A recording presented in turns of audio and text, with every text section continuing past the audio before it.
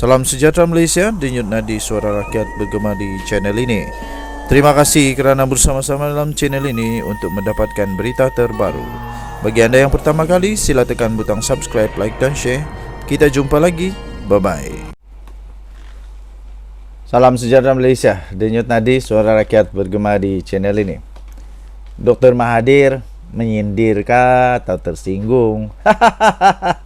Dr. Mahathir menyindir atau tersinggung? Dah makin takut ke? Dr. Mahathir dah makin risau kah?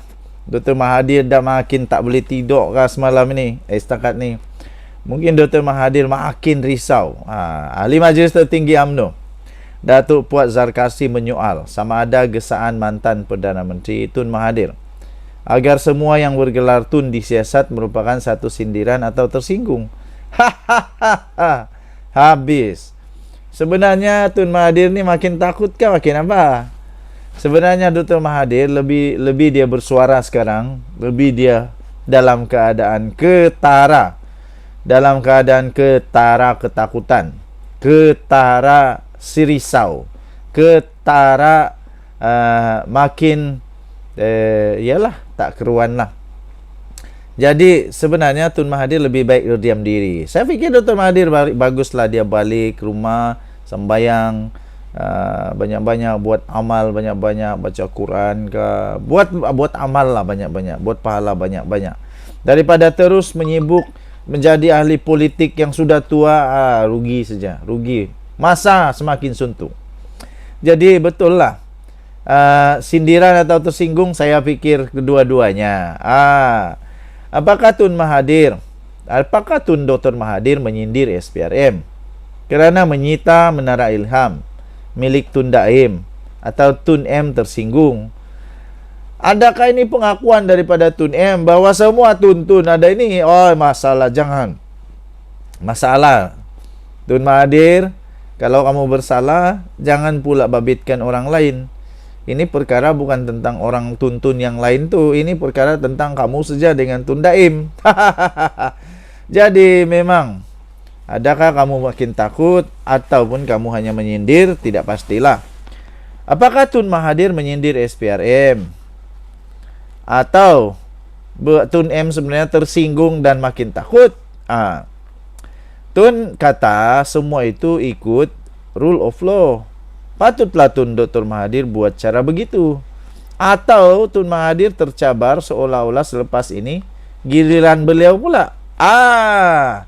Adakah ini memang giliran Mahathir? Ramai jadi mangsa termasuk Najib dan Syahrir Samad. Dakwa dulu, cari bukti kemudian. Semalam Dr. Mahathir menyatakan persetujuan agar semua individu yang memperoleh darjah kehormat Tun turut disiasat sekiranya mereka tidak dapat menjelaskan bagaimana mereka memperoleh kekayaan. Tunggulah. Tunggulah. Tidak mustahil benda itu boleh berlaku, kerana sekarang ini Perdana Menteri bukan Mahathir. Sekarang ini Perdana Menteri adalah Perdana Menteri yang memang betul-betul nombor satu musuh rasuah. Ini menurut beliau adalah juga kaedah untuk membenteras rasuah. Dr. Mahathir membuat kenyataan tersebut menerusi media sosial susulan pengesahan Suruhanjaya Pencegahan Rasuah Malaysia bahawa mantan Tun Daim Zainuddin sedang disiasat. Daim pernah menjadi Menteri Kewangan di bawah pentadbiran Dr. Mahathir. Patutlah Dr. Mahathir risau sangat. Sebab banyak fail Tun Mahathir pastinya Tun Daim pernah pegang. Dalam pada itu, Puat turut mengkritik SPRM yang didakwa Puat cenderung untuk dakwa dahulu, siasat kemudian. Katanya kes pengubahan wang haram SRC Najib bertahun-tangguh, tahun hadapan baru mula bicara. Akhirnya kes mantan Ketua UMNO bahagian Johor Tan Sri Syahrir Samad digugurkan setelah dimalukan. Tapi saya fikir memang begini kerja SPRM. SPRM buat kerja dengan betul. Jadi sama ada orang itu kamu sayang atau tidak, tapi SPRM tetap buat kerja yang betul. SPRM ada dia punya akta sendiri, ada dia punya SOP sendiri. Kalau SPRM tak buat benda betul, mesti diorang sudah kena sesat. Tapi kerana mereka buat SOP betul, jadi apa yang masalahnya?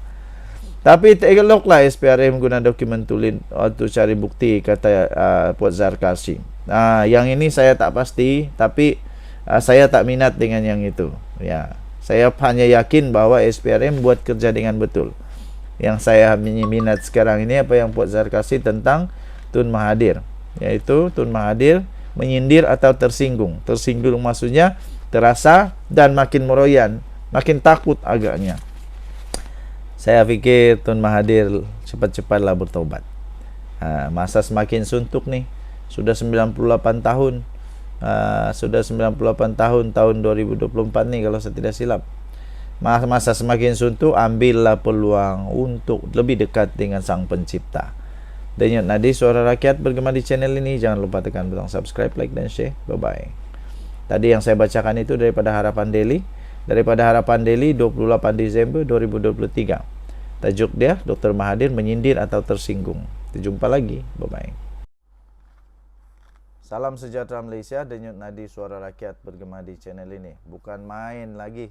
Bukanlah main lagi orang-orang pembangkang yang syok sendiri.